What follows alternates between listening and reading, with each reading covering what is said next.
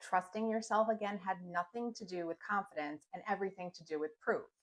By the end of this video, you're going to have a completely different definition of what it means to trust yourself, plus a plan for starting today. Hey, it's Danny. If you're new here, welcome. If you've been with me for a while, you already know where this month has been headed. All of July, we've been talking about consistency during real life, showing up in the middle of chaos, disruptive routines, and days that did not go the way that we planned. This week, I want to close that out with something a little more personal because underneath every conversation about showing up, there's a bigger question sitting underneath it. Can I actually trust myself to follow through? That question used to terrify me. I had a very long history of starting things and then quitting them, signing up for programs I never finished, making promises to myself on a Sunday night that I broke by Tuesday. Every time that happened, it did not just cost me the goal, it cost me a little bit of trust in myself. So today I want to talk about how self-trust actually gets rebuilt, and it's not the way most of us think. For a really long time, I told myself I was trying to be consistent, trying to show up, trying to stick with something. Trying let me off the hook every single time I didn't follow through because trying was never actually a commitment. It was a place to hide. If I said I was trying to run 3 times a week and I only ran once, that was fine. I was trying. If I said I was trying to eat differently and then I didn't, that was fine too. I was trying. Trying gave me permission to fail before I even started because trying does not actually require an outcome. It just requires a little effort. And effort is very easy to fake, even to yourself. Somewhere over the past few years, that sentence changed for me. It stopped being, I am trying, and it became, this is who I am becoming. I want you to really sit with how different these two identities are.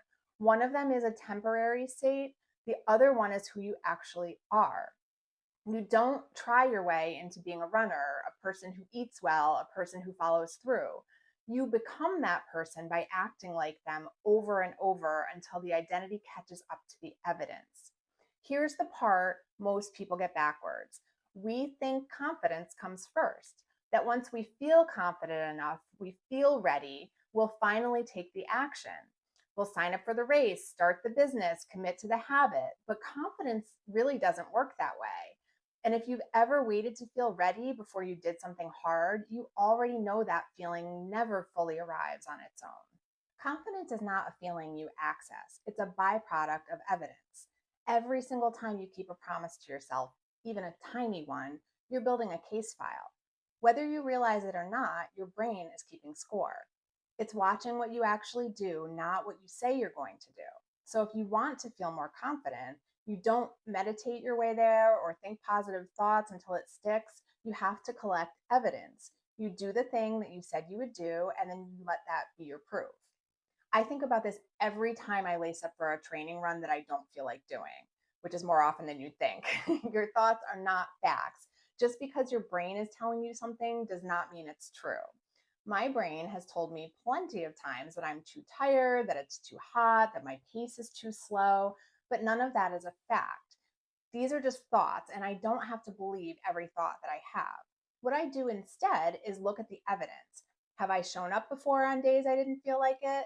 Yes, that's the proof. That is what I'm standing on, not the feeling.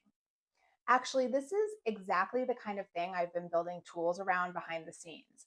I've created an action goals workbook to help you turn evidence like this into an actual plan, and I'll share more on that soon. For now, if you want a place to start collecting your own evidence with people who are doing the same thing, come join us over in the Showing Up Together group. I will drop the link below. Here is something I have had to accept about myself. I really thrive on routine. I like knowing what my mornings look like. I like planning ahead. And when I'm thrown off my routine, that can be a real challenge for me. Life is always going to be messy. Things are always going to happen. And if your entire plan for trusting yourself depends on nothing ever going wrong, you're really setting yourself up to break that trust in the very first time something does go wrong. What actually rebuilds belief in yourself is not a perfect routine. It's what you do when the routine breaks. I figure out ways to work around it. When plans, travel, or a late night make my scheduled workouts unrealistic, I move it to a different day. Or sometimes I'll choose a shorter version that fits the time and the energy that I have. The schedule may change, but I can still follow through in ways that work for my real life. Finding a way to work around those challenges instead of treating them as an obstacle is the entire skill.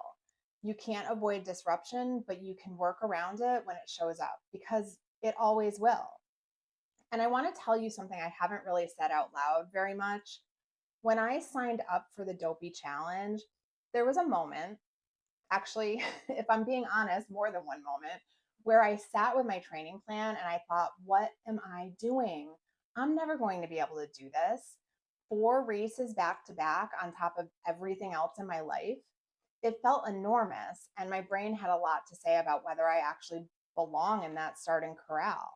I didn't let that keep me from starting because I understand something now that I didn't always understand. Doubt is not a stop sign, it's just noise that shows up whenever you're doing something that matters to you. The people who follow through still doubt themselves, but they keep moving anyway, one small action at a time. This gives you a track record you build despite the doubt, day by day, until you have enough evidence that the doubt gets quieter, even if it never fully disappears. So, if you're sitting here wanting to trust yourself again, here's where I would start. Don't aim for the biggest version of the habit, aim for the smallest version you can actually complete. You can always start small, and it doesn't have to be a big deal. You don't have to sign up to run a marathon to prove you're consistent. A 10-minute walk counts. One kept promise counts. So just pick one thing today, the smallest version of it you can imagine, and do that one thing. Then tomorrow or the next day, do it again. You're trying to build a case file your brain can't argue with, but it doesn't have to be perfect. Small actions build big lives, not because any single one of them is dramatic, but because they compound into evidence. And evidence is what gives you the confidence to believe in yourself. So, looking back, really every video I've made over the past several weeks comes back to the same question.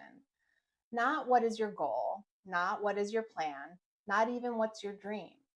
It's what is the next action. That's the thread that runs through all of it, the disrupted routines, the doubt, the small wins nobody sees. The next action is always available to you, even on the messiest day, even when you don't feel ready, even when your brain is telling you things that aren't true.